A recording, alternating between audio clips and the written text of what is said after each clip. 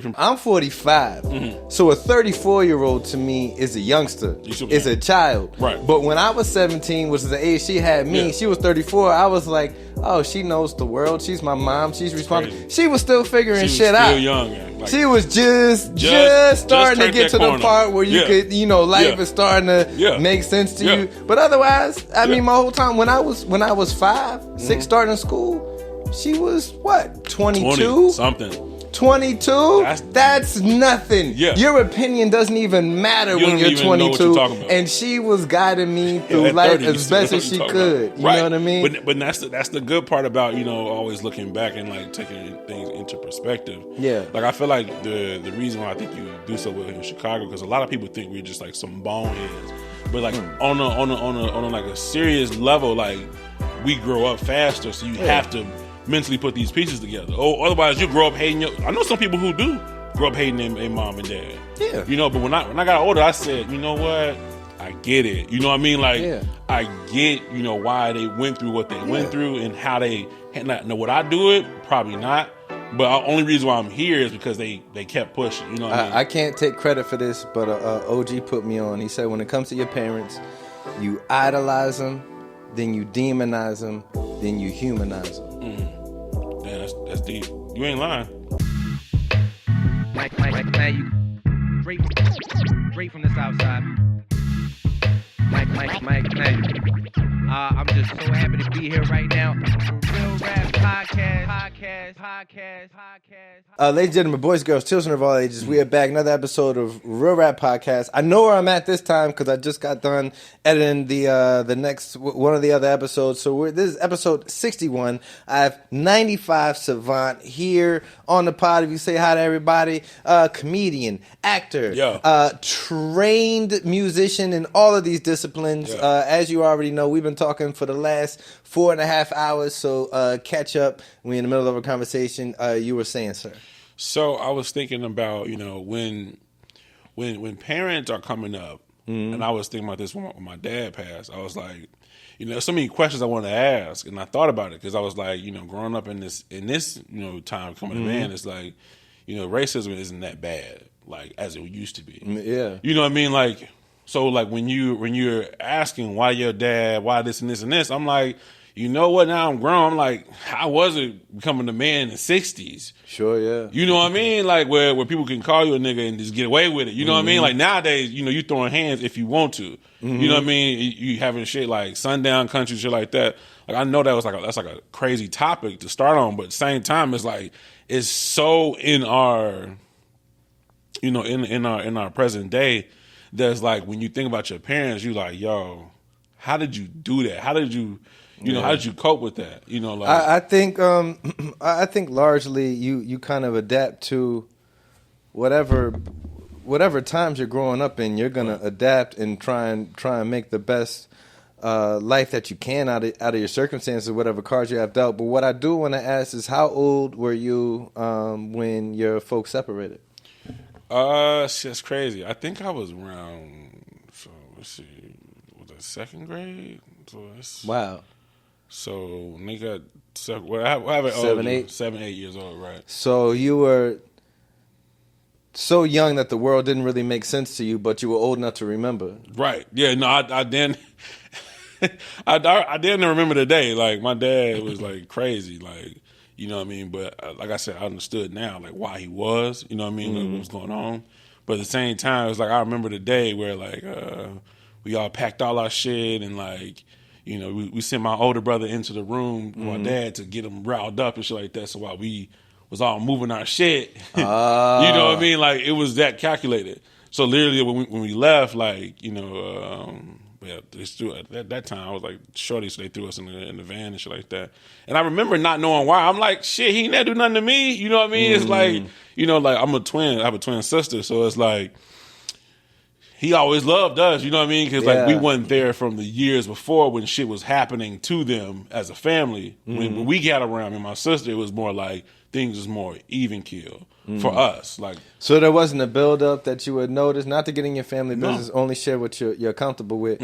But is there build ups? Like even when you're young, are you hearing, feeling, seeing volatility? I mean, like in a certain, I never actually seen it because I think like when they had us, me and my sister, you know, like miracle babies or whatever you want to say. Okay. You know, everything kind of like They was a little older at the time. yeah, they was a little older at the time. I think like it was more of like don't do that in front of them. You know what I mean? Because they can kind of see my older brothers. My brother is like 5 years older than me. My other brother is like 7 years older than me. They can kind of see what's happening with them.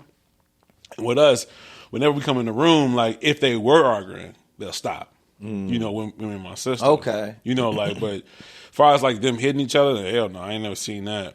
But you know, seeing some crazy shit. Like I told you earlier, my dad was a pimp. You know what I mean? So it's like, and I get it. It's like it's hard to let go of that money. Like you know what I mean? If someone gonna let you wield their brain like that, you know what I mean? It's like you know, and that's all you know since you was 18, 20, and my dad's 11 years older than my mom.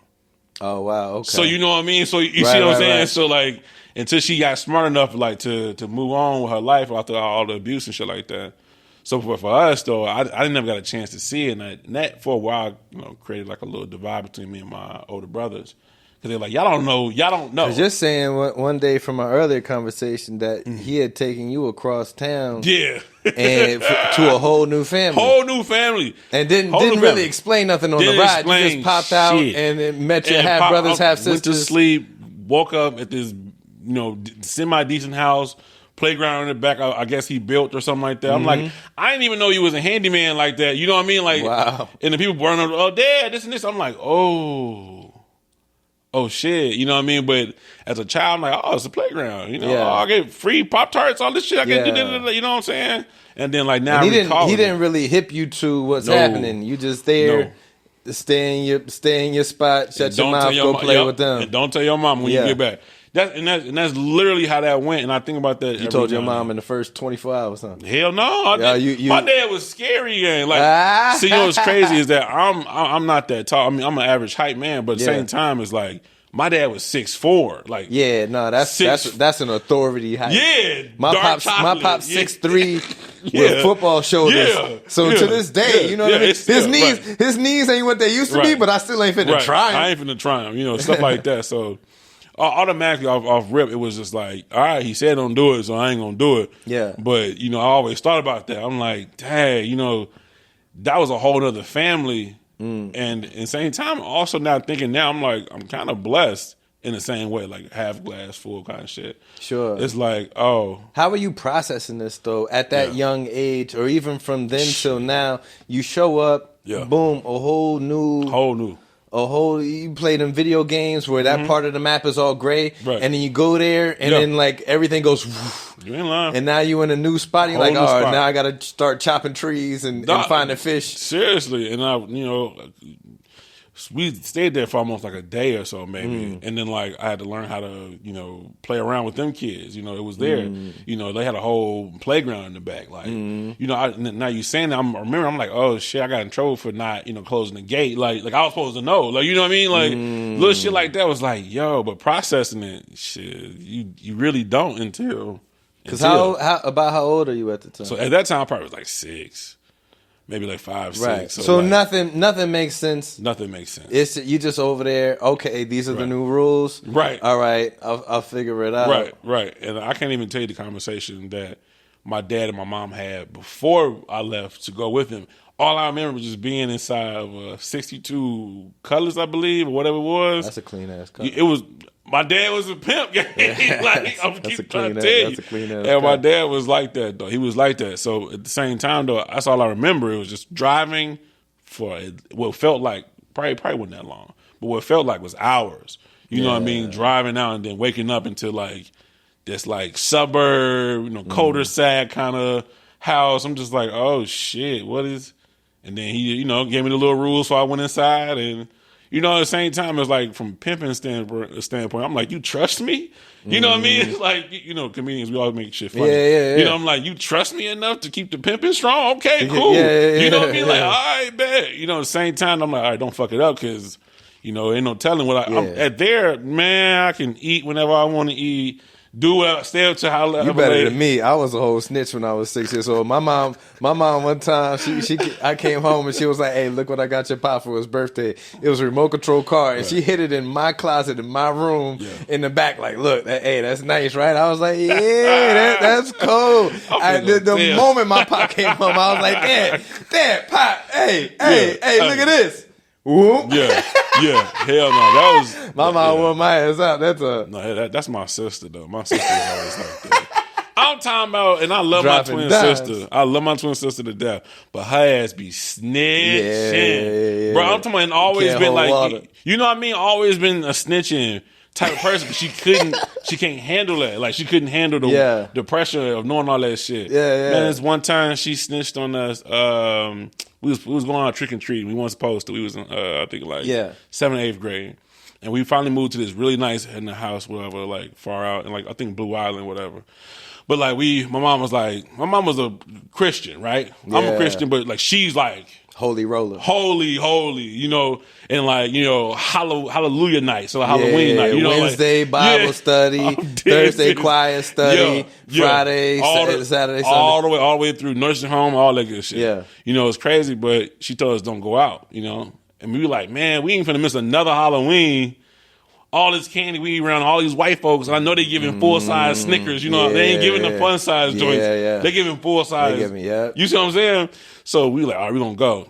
While we went, and my sister was the only person that got caught. It's 4 of us. It's me. I'm gonna say their name. Me, Stavon, Shaquille, and Jocelyn, my sister. 4 of us. We chilling. Jocelyn get caught. We said, Jocelyn, no, don't go back out there because you're gonna get caught. No, y'all got this. Y'all got this.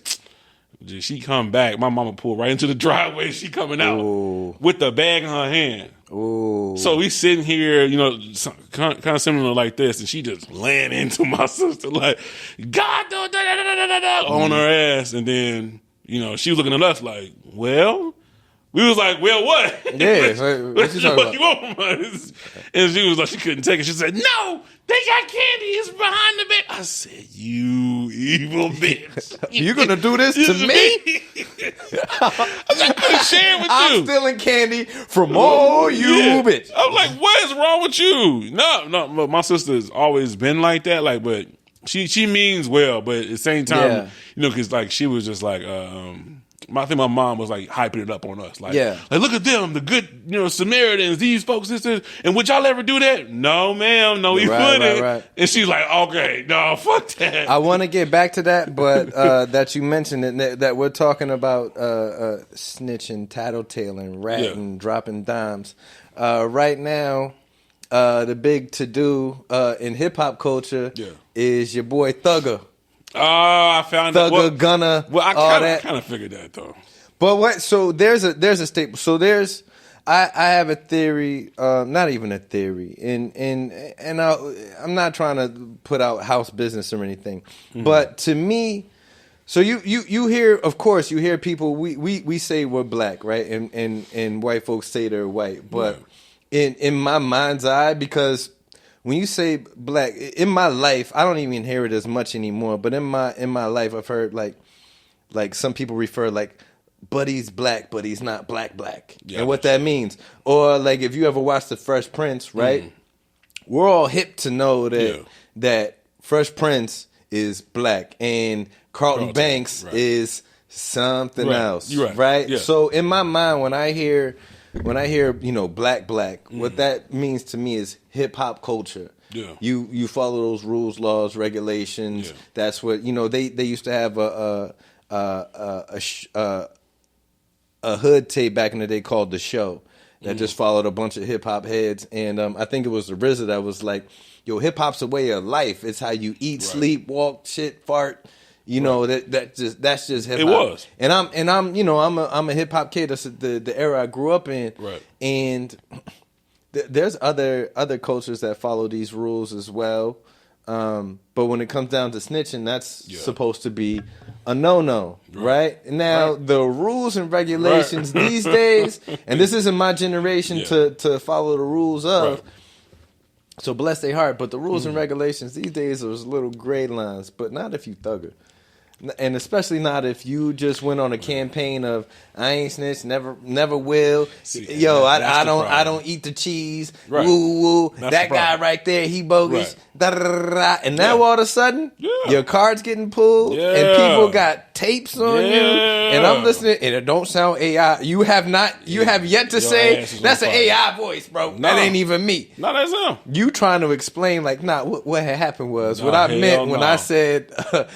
it's like no. No, hell no. When they decided, a couple things has changed since Cool Hurt in them days. You know what I'm talking about? You know what I mean? Like a couple things has changed. It's like these are the breaks. Break it up. They Break ain't it giving up. no breaks for these niggas. Yeah. No, I'm which talking is about- crazy because Yeah. those guys was thorough. They Yeah, was in no, the streets putting in Yeah, work, they was- and their hip hop was yeah, happy. yeah. And it's like, Yeah, they was putting and in now work. cats hip hop Yeah. is dangerous and dark, And and then- you find out yeah, they're in some the of them streets not the like same thing. tweedly Yeah, tweedledoo. yeah, It's yeah, like, yeah. To find out they had to check in, which is a whole stupid thing. That's a about. whole stupid Why? thing. Why would you check in to let nigga know? Why you gonna let? Why you gonna let? Why you gonna let? Why you gonna let yeah. them guys You think I'm know? gonna come to Chicago and let nigga know? Do you I'm know? here? Do you know if we was No. hungry in a Yeah. bando right now? And, What? And you let wait, me know? who just checked in? How big is his chain? I'm finna go. I don't know if it's fake or not, but I want I'm it. finna go, and he don't know nobody from a can of paint. So all right, oh well. But like to your point with the snitching, there's only one person I think in the generation of hip hop today that actually stood that code, and that was Bobby Shmurda. Bobby Shmurda actually took that time. But some people, because he good though, like he from New York, he got hella family in Rikers Island, he got all them folks. I know that for a fact. But with Young Thug, I think that he was facing severe racketeering charges. Yeah. And people can say, well, black people don't do this. Nigga, white people snitch all the time. Yeah. I mean, like, it's not even about white or black. not. It's like, can you handle that pressure or not? But like when you like a big dog, and I know this because I was doing some research about the music industry and stuff like that before I started like diving into like signing contracts and stuff like that. There's a whole force just so Yeah. they can Hip-hop lock your ass cops. up. Yeah, They've been around for a lot. Literally, A long time. Literally, Tupac figure of shot a speech. couple of them. That's what I'm saying. You see what I'm saying? Like literally, he had to. You know what I mean? Like you have to for shit like that. Like, but when you're being indicted on your words, like people don't think about that shit. That's why when we were talking about Lil Durk earlier, I'm like, y'all, if y'all get caught with a RICO charge, you got nowhere Yeah. to say anything because you said it Yeah. on a platinum record that millions of folks heard it. So now you can't just delete it and erase it. But that RICO thing is powerful, Yeah. and when you say, and it's white for the lack of saying this and that, right? Right. But so when you take it, anybody outlaws. Right. Outlaw culture is American culture. That's true. You come to Chicago as a visitor, and you're downtown, you're on the Magic Mile. Right. You're gonna see how many billboards to go see. Oh, is this where Al Capone shot those 8 guys against the wall? Wow. Yeah, no. Yeah, and the only difference, He was fucking people the up. only difference between Right. hip hop gangsters and mafia gangsters is there's some people that just don't like the way rap music sounds. Exactly. And they don't like, whatever our food choices are. Right. But a majority of people love the way violins sound. Oh, And they yeah. love that their gangsters are in suits and they That- kiss each other there on you the go. cheek There you go. and You all just that, said and it's it. You romantic. just said it. Otherwise, they're doing the Yeah. exact same thing. The exact They same used thing. to have the code of Omerta. That went right out the window. Right. As soon as Giuliani and his broken glass theory, Giuliani. and then Giuliani took over You ain't the lying. RICO, You ain't lying. they started handing out football numbers. Every single one of these mafia dons, Yeah. captains, underbosses started folding Yeah. and pointing fingers. Yeah. And that has nothing to do with white culture, has nothing to do with Italian culture, has nothing Yeah. to do with black culture or Facts. hip hop culture. Facts. Is if you're an outlaw, You're an outlaw. Yeah. there's no honor amongst thieves. No. That has been around for as long as thieves have been around. We have Long as known that. thieves. So this whole Oh, yeah. no snitch, No never snitching ran, never culture, will. right. If you It's like- don't snitch, Yeah. I'm not going to play that game. No, but there you go. So two things. One, the whole thing with Young Thug we was talking about that earlier is just like, look, if you say you about that shit, then I expect, nigga, this is how it ends. Nigga, this is it. Like, you see what I'm saying? There you go. End the story. There you go. Finish that story. But at the same time, like Pharrell said this shit. Pharrell's so hilarious. Pharrell's like, Pharrell, the beat maker, Yeah. he was like, yo, don't do shit around me because I'm gonna tell. I'm gonna tell. He was like, look, I don't care how you feel about me. He said, if you feel like I can't say it to someone else, you shouldn't do it in front of me because I'm not gonna go to jail. I'm telling you that right now. I was just sorry to cut you off. No. I was just, this is not even a month ago. I was at one of my guys' mics or whatever, right? Yeah. It's a late mic. Yeah, oh, and, shit. so people has already kind of saw stuff. You know how comics yeah. is. And this night. mic starts at like 10:30, 11 That bitch o'clock. Right. And then for a while. there's a comic on the scene. He pops in and he's already, he must be on a bender. So he's already, he's there. You know what I mean? And he didn't like what was going on stage. So he started being vocal about it. Well, what was going on stage was related to another comic that was there. So now he doesn't like that, comic B doesn't like what's coming out of comic A's mouth because comic C is, somebody he's involved with. Right. So now comic A and comic B, they start getting into it in the place. Now they go outside and they start talking. So, of course, the moment they go outside, 15 other comics go out there and start making the little half circle, right? Yeah, that's time to go. I already did my time, so I'm like, ooh. Yeah, so I get up. go. Nothing's going on inside now. Everybody low-key focused on what's going outside. Right. So at the same time, once that started forming, I get up, I go out there, I hop in the little circle of chaos, I give everybody a shake.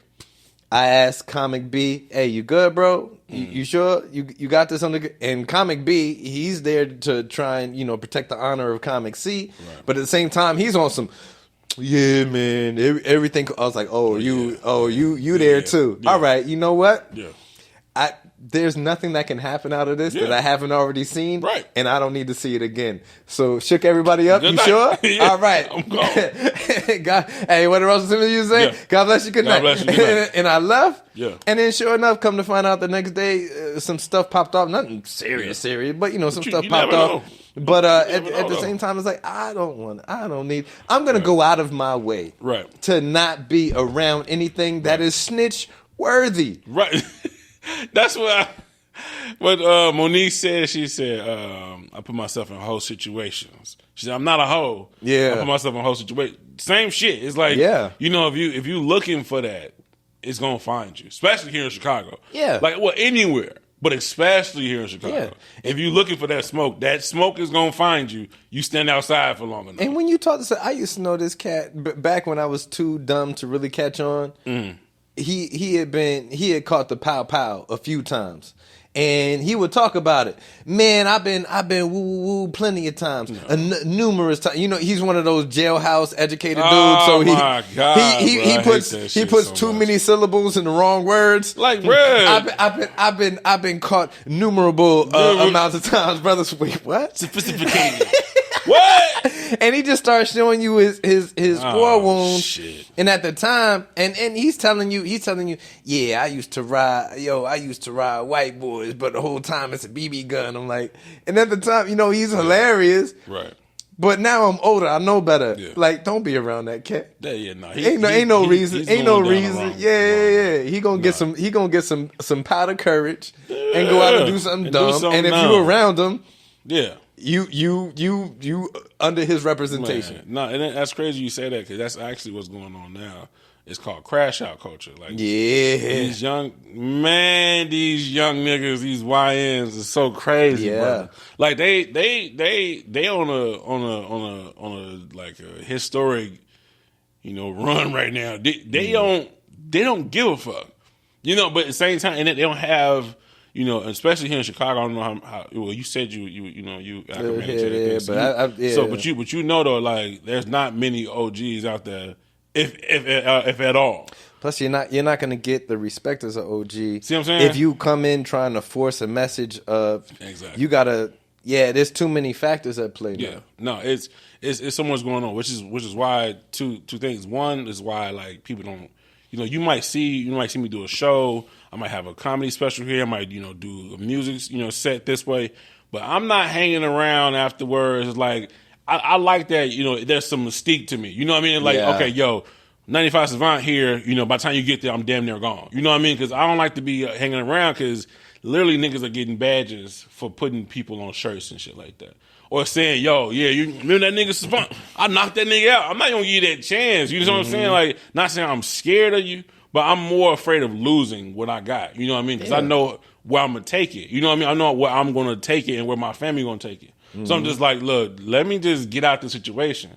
But like to that point with the comedians, man, I've seen so much stupid shit. It's like, bro, why would you come to this, come to this open mic playing around with people like that? Yeah. And then it's a lose-lose because like don't let the comedian on stage actually have ammo for you and be actually funny. Yeah. Oh, then now we in a big ass brawl, and now your pride got stepped on, and now you it's feeling real Will Smithy. Yeah, you see what I'm saying? Now you feel, and then you, oh my gosh, shit, smacking who? Who you going in Chicago? You ain't doing that. But if Will Smith was to smack me, I swear I'll let that shit happen, gang. Oh, if Will Smith would have smacked me, I would have gone out of my way to twist my ankle on the way down. I'd have done a couple turns. Yeah, you ever seen that clip? You ever seen that clip of 50 Cent? Who is the troll legend? He is on the Mount Rushmore of trolling, but he has that one clip. I've seen it. I don't know how many times. Where Buddy was like, "Man, look, I'm gonna tell you this, 50. You ever punch me? I'm gonna get my man to punch me. Then I'm gonna get my security guard to punch me on my other eye. And we gonna get paid. And everybody's laughing."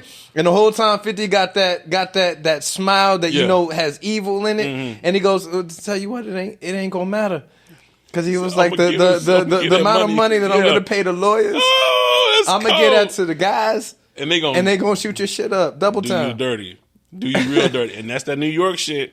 That's that New York shit, man. That's I'm just like, look, it don't matter where you go, it's gonna be some shit either way. Yeah, and that shit you talking about. That shit in New York, man. So that shit when you talking about the OGs, 50's the OG. Right. Wallow and Gilly are the OGs. Right. Before he blew his spot up, Shannon is an OG. There's so many OGs, but so you could take it specifically to and here's a question I have for you. When you take it to Gilly and Wallow, you could tell Wallow bleeds. His heart bleeds to get these young cats out the trap. Yeah. And he had an episode that I watched that had Dirt. He had Vine and he had Dirt. And I think the Vine episode he even had P&B on there. And both those cats, rest in peace, lost their life. But particularly the one with Durkio. Wallow's literally dropping tears talking about, his family member that passed, his brother that died in his grandmother's arms. Yeah.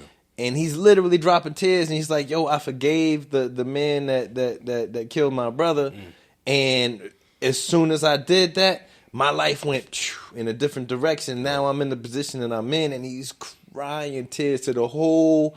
It looked like the whole O Block was in there. Yeah, it was in there. And he crying tears to these cats like, yo, don't do that. He even on camera was like, bro, hey, who's y'all cameraman? You start making t-shirts. Here's the game. Yeah. Woo. Here's my phone number, as a matter of fact. We gonna start. Right. He did everything except for like start working these cats with a remote control to make them do it. Right. And then, sure enough, that same episode, that was the same night that Dirk recorded "Aha," which painted the opposite message of everything they had just done in there. And you can't offer a better OG. Yeah. Now, out of the 20, 30 cats that was in there, did one of them grab that message and start moving in a different direction? I don't know. I hope so.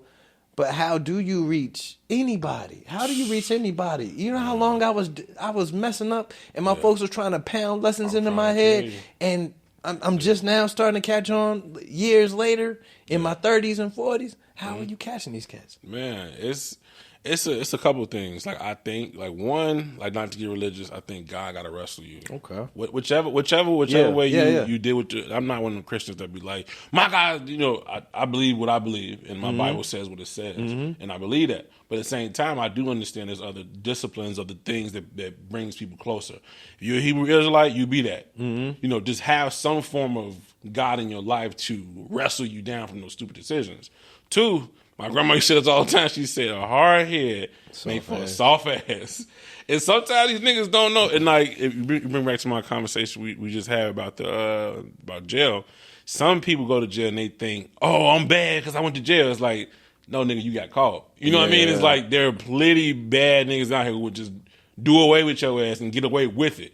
They truly bad. You know, so then in that sense, it's like, once people understand, there's always going to be somebody out there bad. Mm-hmm. So it's like once you realize you can go out there, like for some of the kids, man, I was in the studio with this guy. Shout out to my guy named Harry. Man, he making big waves right now in the music industry. But I was at his little birthday party he had in the studio at Classic Studios, and they had like a PS5 in there.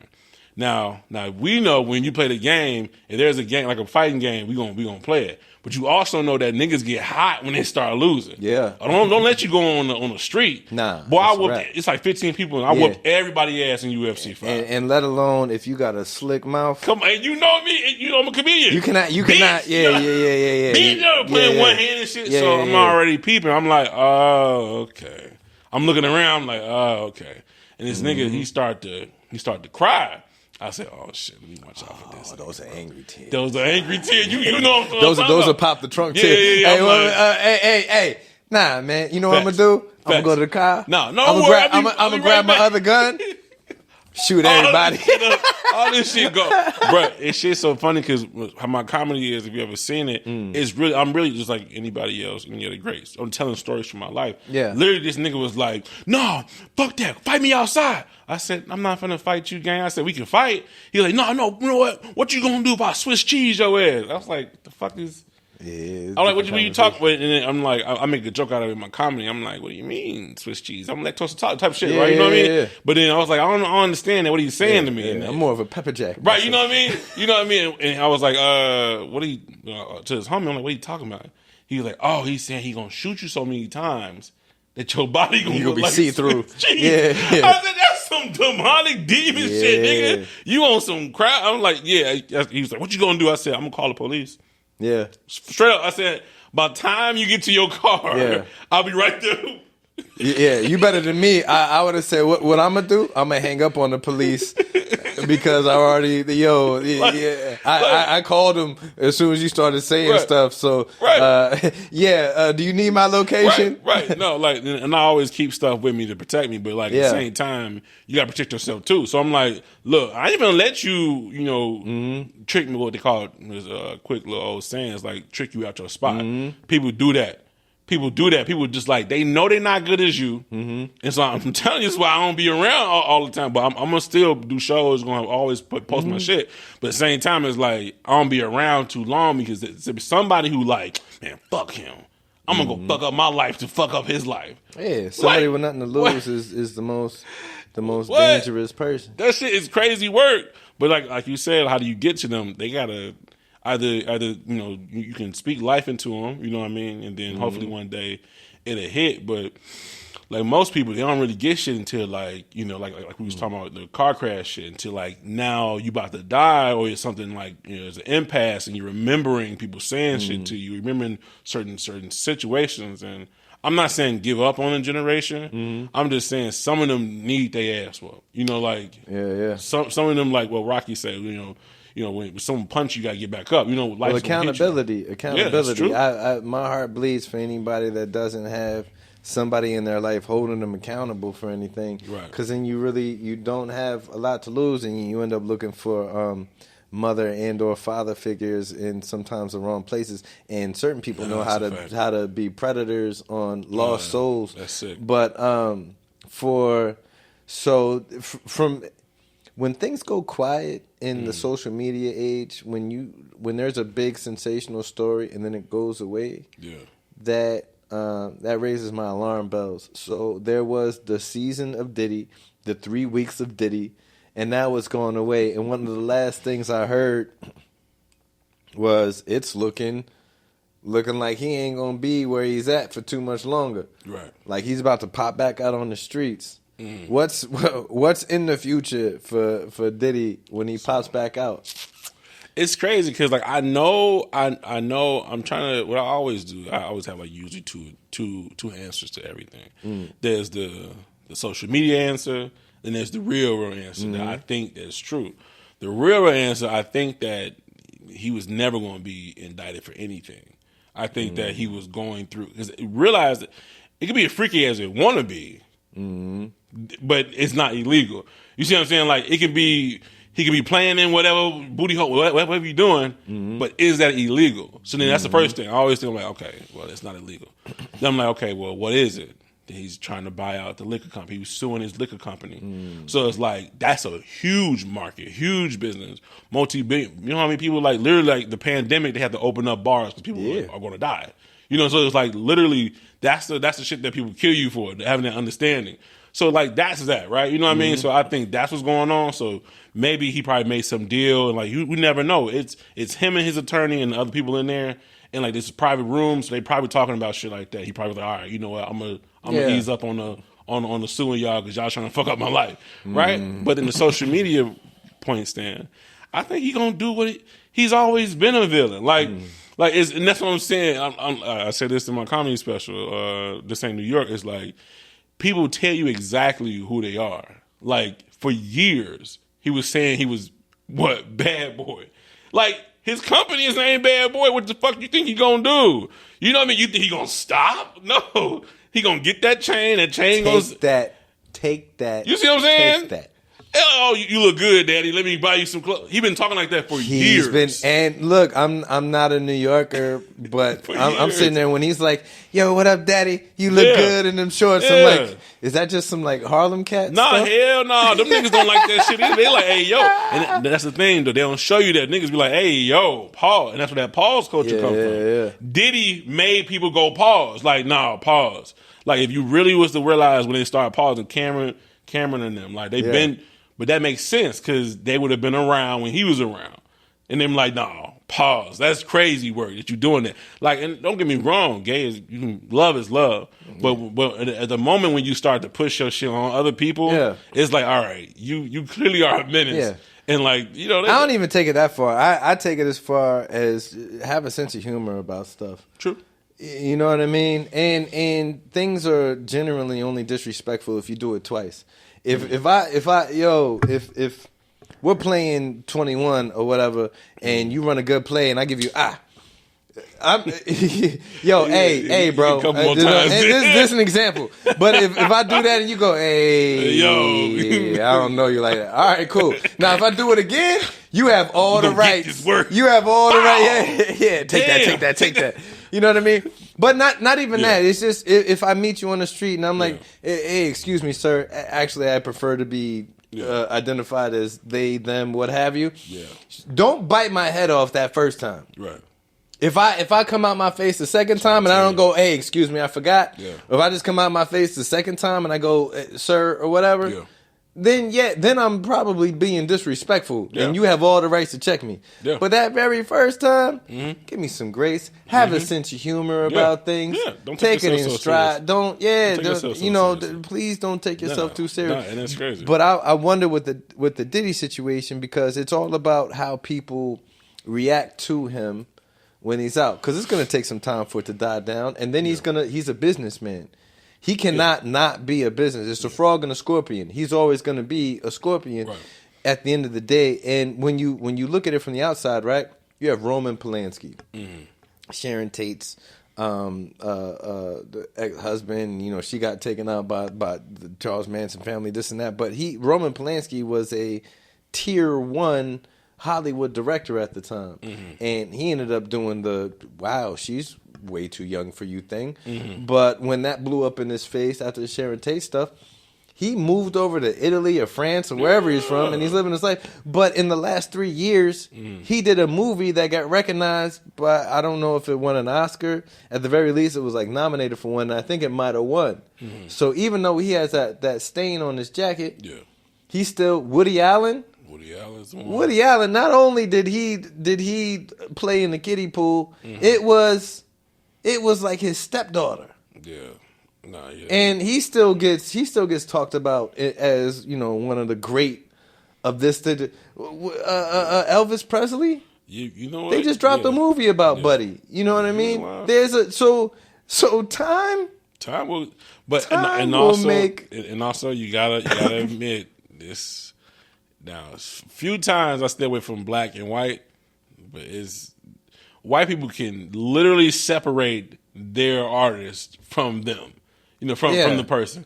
Well, for some reason, black folks we can't do that. Because we're smaller, it's more personal. You know what you I'm saying? take it on the comedy thing. If you're in a stadium, that's a very, you hit a certain size audience. There's an energy, a way you perform, how you have to protect yourself. You have a theater background, so you have to, you project yourself to the back of the room and the whole nine. But if you got a 50-seater, 100-seater, that's an intimate setting. Yeah. Your presence changes. That's a good point. How you tell your jokes changes. That's a good point. And we are the 100-seater crowd forever. So whatever one of us does, I was just having this conversation with one of my African buddies, right? And we were talking about the Will Smith slap, and he said that where he's from in Sudan, that if you were to go to Sudan, like, black American heroes are catapulted over there. He said there's nothing to see like a mural of Will Smith or pick a rap, Jay-Z or whoever it is or whatever, right? Where they're idolized over there. And he said he was watching, he saw the Will Smith slap with his mom, and his mom flinched like, why? And I told him that was universal for all of us because we're all like, why did you do that in front of them? Right. You and they, you put folks. our business on the street in front of them? Yeah. Oh, on your we night, look. That's what they think we are, and you just proved it to them. And you did it. Yeah, and you did it. And especially two of our greats, including him too. Two of our highest.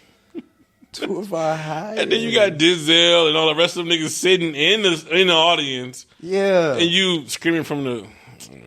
And they're, the term white to represent a culture is so big, it's so vast, it's made up of so many other subcultures that when one of them, if somebody goes in there, and this is I hope I don't sound callous, but if somebody goes and does something crazy in a school or does something crazy in a church or does something crazy, just like, it feels like, I wouldn't know firsthand, I'm not at their dinner table that often, but it feels like they can just say, oh, that person was troubled. It's not, damn, I can't believe one of us just went out and did something stupid to make all of us look crazy. Man. But we do. We knew. We do. We go, wait, the DC sniper? He was what? But the first thing they pull out their ass is he has mental health issues. It's like, I have no problem with that. It's like, just be consistent. Yeah. You know what I mean? It's like, he had problems. But when we do some shit, is they thug, not to make it like divine, but it's like, but at the same time, it's like y'all and us, we're the same people. It's just like sometimes we plug in different excuses for folks. Yeah. Like all I ask for, like for people who watch or whatever, it's like just be consistent. Yeah. You know what I mean? Like if you saying that somebody shooting someone is mental illness. But then when Lil Durk sends someone to do the same thing, is that not a mental illness? You know what I mean? Yeah. It's like, don't recall them, but then don't get that person too. But it's just my little gripes with shit, because But the whole thing with Will Smith is that what people don't realize, and I feel bad for him, was that Questlove received his Oscar right after that. Yeah. Damn, like that's what Chris Rock was introducing. It's like, damn, like the Roots been out for years. Yeah, never once had anything, to do with like the Oscars. And they never recognized. They've been doing soundtracks and all type of shit for years, and he has his independent documentary film, whatever it is, and it was overshadowed by Will Smith slapping Chris Rock. Yeah, it was a stain all around. Now, something that I've noticed as an outside observer, as a surrogate Chicagoan, right? the fact that it's called the Second City. Yeah. And you already know what that means, right? Mm-hmm. You could probably kind of see where I'm going with this, but it's called the Second City. Yeah. Not only that, as we said, Chicago has an outlaw gang culture. Yeah. I don't care what anybody wants to say about drill music and GDs, BDs, Vice Lords, Moes, what have you. This is all due respect to anybody, right? I'm not saying I'm not a part of the gang culture. I'm not in any of those gangs. Never have been. Nope. But it's deeper than the hood gangs because it goes back to mafia gangs, let alone any other culture. I'm not going to get to naming, right? But even that, right? So in New York, there was the mafia. In Chicago was like, oh, we're going to be the outfit. Yeah. So we're going to do the same thing, but we're not you. You're not us. Yeah. And then it's done that. Even the used to be a pipeline to Saturday Night Live, and that's the Second City, right? And everything. But when you have somebody come from there, and my father's side of the family's in Philly. I've been to New York a bunch of times or whatever. Friends, family out that way, the whole tri-state, and you can see the overlap. You can see. I tell people all the time. I lived in Omaha, Nebraska for a number of years. Nebraska is just Chicago, just a tenth of the scale. You know what I mean? Without the so if Chicago's 77 neighborhoods, Omaha, Nebraska is 7.5 neighborhoods. But it's the same general rules apply, the same dynamics, Midwest value system, and the whole nine. And you can see that Chicago has a pride. But you've lived in both places. Yeah. Is Chicago New York's younger brother?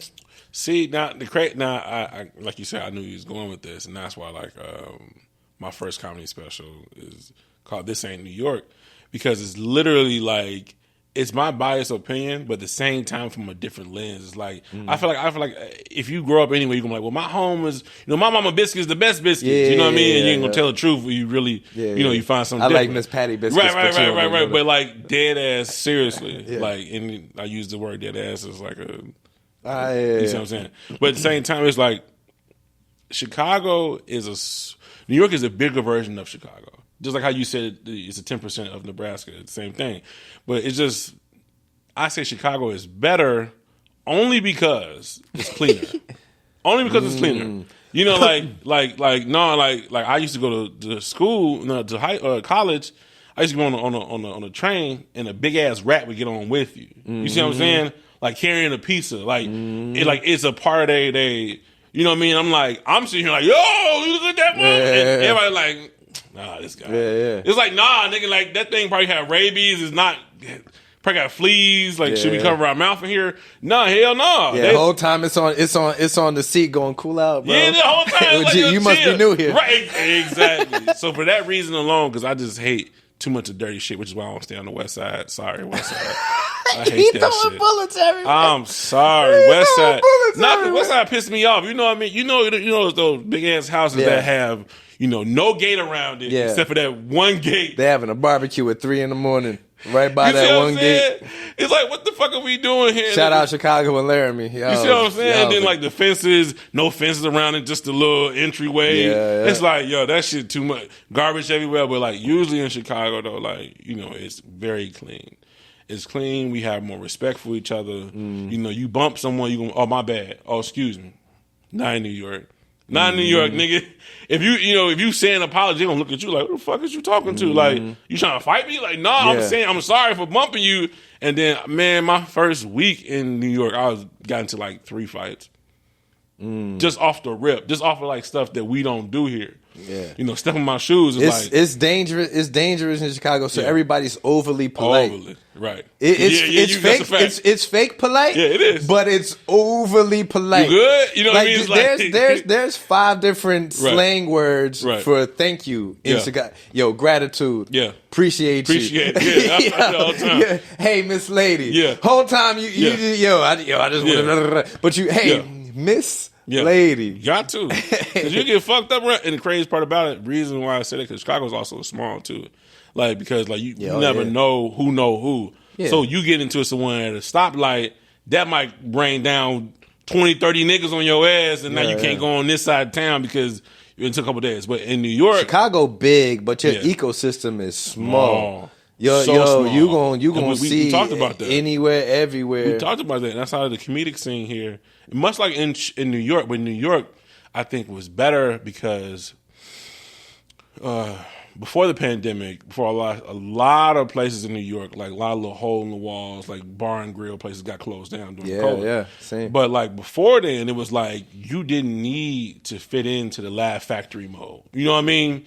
And you need to fit into the Second City mode either. Yeah. And in New York, it's like you can go create that, like in Asteria. You know, you can go out there, you can pick a train and go right to the end, and then find a mom and pop shop. In like 3 weeks, you can have that bitch jumping. You making hella money back and forth, and now that's a comedy spot. Here in Chicago, it's not like that. You know, like so it both has this. There's a reason why I stayed there for 10 years, but like personally, biasly, because you know the whole cleaning situation is crazy. Yeah, we have out now. What people don't know is that Chicago and New York are like 1 and 2 for rats. You know, it's they're both dirty, but we just don't see ours. Yeah, because ours in the alley, all the shit. The gangways, they underground. Not in New York. No, like it's as soon as you come outside. Like I remember, I used to live in Brooklyn. I used to stay right off Utica Ave, Marcy, right where what's his name? Yeah. Literally, they had pictures of him on like the bodegas and out there, and shit like that. But like when I come out of my house, it's a mountain of fucking garbage right outside my crib. That shit stink. There's rats out there. You don't know what's going on. Then like, don't let you slip and let it be icy. Now you in a pile of trash and shit. So now you know what I mean, and then don't let you be already dead body arm. You see what I'm touching saying? Your face. You see what I'm saying? And don't let you already have traveled 30 minutes to get to your job. Now it's gonna take you an hour to even get back home, and you can't do that. So now you gotta smell like ass and trash outside. I'm like, yo, this is too much. So to the point of Second City was that literally I just performed in Second City not too long ago. And like that was a good moment for me because I've been performing everywhere, man. Like I've been on Broadway, I've been on different. How places. was that for you? Because you come from the city, right? You come from Chicago, Pops a Pimp. You know this, you know that. I'm sure you've seen. I don't have to ask you, and I wouldn't know, but I'm sure you've seen similar things to what I've seen, which is a lot. Then you go to New York, and now you because hey. Don't be the next person I put on that Summer Jam screen. You know what I mean? Right. Like sometimes when you go to performing arts or something like that, people start to try and drag Tupac for being a performing arts kid. And it's like, wait, where did Thug Life come from? Yeah. Hove dragged Prodigy from Mobb Deep for being a performing arts school. Yeah. So it's like that's another one of those. It's a black culture staple to be like, man, we crabs in a barrel. Yeah. But I've noticed every culture says that. Every culture, it at the end of the day just means it be your own. Yeah. Right. 100%. But when you go out there and you do that, you're trying to broaden your horizons. How does that? Did you feel any pushback on the fact that you're going to performing arts, but you still got the swagger of somebody that came up from a real place? Right. So like it's both. The way I live my life is like one of my favorite words is dichotomy. Like it's the duality of both. I can recognize when there's good and there's bad because that's really what it is. Break everything down, raise everything is what's good and what's bad. And then like you living in between the two if you want to. You know what I mean? Like, but it's the choices. So literally. In New York, I would get praise from being from Chicago. Like I would get free this, free that. Oh, what's up, Chi-Town? You know what I mean? That's automatically your nickname. Yeah. Automatically, it can be several dudes from Chicago, and then when you finally meet a person from Chicago, y'all usually automatically click. Unless you like find out they from like Shansbury, you like. Yeah. Like, why you out here doing that? Like, just say you from Illinois. You know what I mean? But, like, I get it. But that makes sense. So, if you from Chicagoland and you go somewhere else, you don't got time for all that. I'm from the Shop. Yeah. I get it. But you know you bogus. Yeah, you know you bogus. You meet a nigga from Chicago, say I'm from Chicagoland. Okay, thank you. I'm sorry, what was your zip code again? Right. 6-1 what? Get out of my face. You pull that card. You don't want to pull that card. You're like, all right. Hey. When nobody else is looking, you go. This thing. Literally. But in Chicago... it wasn't hard. It was just like sometimes because I have brothers and sisters, like I said, on my dad's side. So like literally, besides the people that I told you, my dad let us meet. My dad had 8 other kids besides us. So literally, he was my dad was out Rolling there. Stone. You see what I'm saying? He was out there pimping. You know what I mean? Like, but in a different way, like. In Chicago, where like that's how they do it sometimes. Different women, different all that type of shit. But like literally, like my brothers and them on my dad's side would be like, "Man, you making so much money. You doing this. You not really from here. You did da da da da da." And it's like y'all don't even know like that shit is it's on social media for a reason. It's not like real life. You know what I mean? Like for instance, like I remember when I finally came back, I used to live on 112th and Bishop. When I finally came back to that same area after high school, well, during high school a little bit when I went to performing high school, them niggas looked at me differently. They was like, man, you ain't, we going to Morgan Park. You going to that school with all them ballerinas and shit. Yeah. I'm just like, well. Now all of a sudden you were goofy. Right. I'm just like, nigga, I was just here, not incriminating myself, but I was just here doing the shit that y'all was doing. Yeah. Like y'all would hit me, y'all would come to my crib for the, all the shit that you needed, and we'll go do those licks and shit like that. But now that I'm trying to better myself, and I realized I said it's not even about, black and white or anything like that, or like social. It's really just like they want to be doing what you want to, what they exactly. Like they want to be doing something with the passion that you got.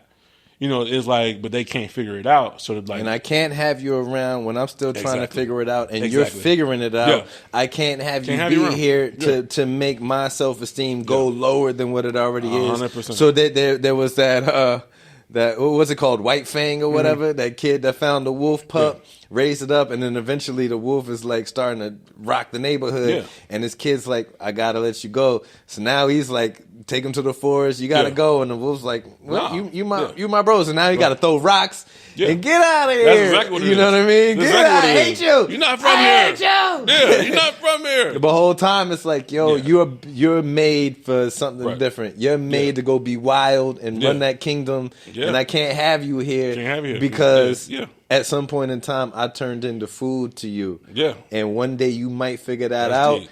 And I can't allow you. That's deep. To put me on your dinner plate. I ain't never think about that. That is deep though. But like, you know what I'm saying? Like, I just know me though. I wouldn't do that. But I can see how someone would like. Not food as in I'm gonna take your resources, but food as even as a mentality. Yeah. Because now, how do I contribute to stay in your glow up? That's what I was just going to get to. Because like literally, I have people who just fizzed out my life. I'm like, nigga, what the fuck? I've seen it happen. I've been a part of that. When somebody hits that next level, and my pace isn't keeping up with them, right? And we just. Mm-hmm. I can't hold a conversation with you talking to, and this, at whatever point in my life, but I can't hold a conversation with you with what I got going on, and you're telling me about what you and Tyler Perry were just talking about. You know what I'm saying? Like we're not I can't. No. So when our conversation starts spreading out farther and farther, I get it, right? And I can't hold you for that. No, it's crazy because like when I'm like, I've been there before, especially not growing up, but being an adult in New York.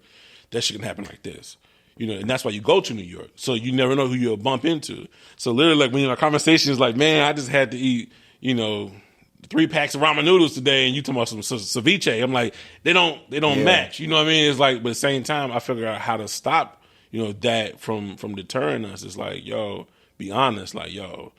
Like, I don't know what you're talking about. You know what I mean? But at the same time, be like, yo, like. Let me figure out what can I add? And that's the thing. People don't want to do that. People don't want to, not belittle themselves, but people don't want to, change. Like if I had this guy named LaCharles Trask. LaCharles Trask is doing so much good stuff as an actor. And I remember I was his big homie in acting school. And when acting wasn't going right for me, like meaning like I just didn't like the politics. It's like, take this class and this class, and each class is like $600, and I got to take 3 weeks of your class just to get on the email list. I don't want to fuck with that, But he went through it. He did his thing, and I don't get mad at him for that. But then I realized, like as a personal, level, it's like once he got to the point of doing like BMW commercials, 2K stuff, this, and this. When he came and visited me, we were on 2 different levels financially. And I'm just like, okay, nigga, this is my meal tonight. He's like, oh man, that's good. Well, what else you finna get? Nigga, that's it. You know what I mean? Like, this is it. This is my chopped cheese. I've got oodles and noodles. Nigga, put them together. This is all I got. And then he realized, he was like, man, John, you just, it ain't the same. I said, I got to be honest with you. I'm not doing as well as you are. You know what I mean? I'm like, I would, hate for you to stick around and diminish yourself for me, because if you want to go, to the, Smithton, whatever, steakhouse, go do that. You know what I mean? I want you to go do that. But I'm not going to treat you any differently when you come back. Yeah. You know what I mean? I'm going to be cool with you. And that's the thing. It's like, and I also can't eat off of your fork, brother. There we go. But that's the thing, though. And sometimes, now, not being in that position with some folks, it's like, I get it. Even though I offer a lot of times. I'm like, yo, man, nah, come out. I got you. It's like, they're like, nah, I can't do that. And I get it. Like, as a man, or even as a person, whoever you are, it's like, you don't want to be that friend that you always, he ain't got no money, he ain't got this, you go on a trip, that he ain't gonna, you know what I mean? Even though, like, that's what we're supposed to do. Yeah.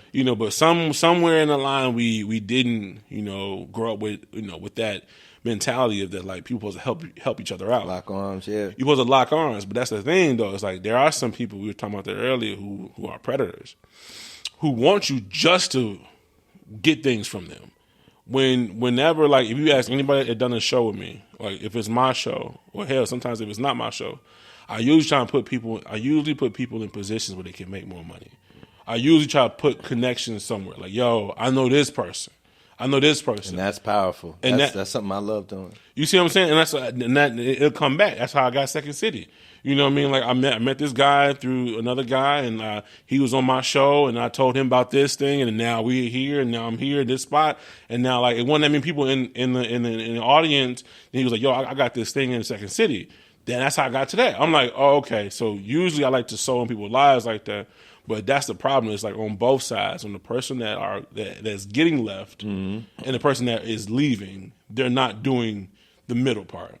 The person that's leaving, you're supposed to be like, yo, let me reach down and help. Not just like with my hand, here's a ladder. You know what I mean? Yeah. Here's this. That way you ain't. And not expecting anything in return. There you go. Knowing that what you just did, Yeah. anytime you lend somebody money, don't lend it to them. Give it to them, and don't ever expect it to come.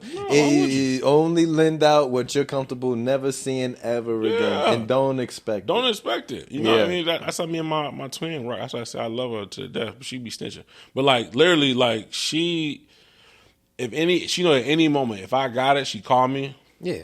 You got, and I ain't talking about just pay me back whenever. It's like, and that's how we do each other, because you never know when we need it. But at the same time, some people don't do that. They get to the point where, like, they get so much they need people to depend on. And that's why you got to be careful who you make famous and who you make, Yeah, whoever you slighted on the way up, you're gonna see him on the way down, and it's always gonna be, ladders and slides. But I could do this for the next 3 hours. You're a tremendous dude. I'm glad we locked in. I do have a show that I got to get ready to go to, but do me a favor, 95 Savant. For the folks watching, how can they find you? Anything that you got going on that people can check out? Yeah, no, I appreciate y'all. So you can, on all social media platforms, 95 Savant, that's 95 SAVANT. I got 2 specials coming right now. I got one special out right now called This Ain't New York. It's on YouTube. You can go get it wherever you get your YouTube at. And then sometime later on in September, I'll be releasing, maybe I shouldn't say this. So, I mean, right now, man, I'm just doing, wedding season, stuff like that. Hell yeah. Just trying to get to that bag and then, eventually back to the comedy stuff. That's what it is. You guys already know Mike Knight Comedy on all the things. R.A.P Podcast on all the things. Tune in. Not stopping, not slowing down. You see what I'm doing. So stay tuned in. You made it this far. Like, share, subscribe, leave comments. Let us know how we doing. And otherwise, stay tuned in, man. I love y'all like y'all love me. So R.A.P Podcast, 95 Savant, Mike Knight. Love y'all. Peace. Yeah.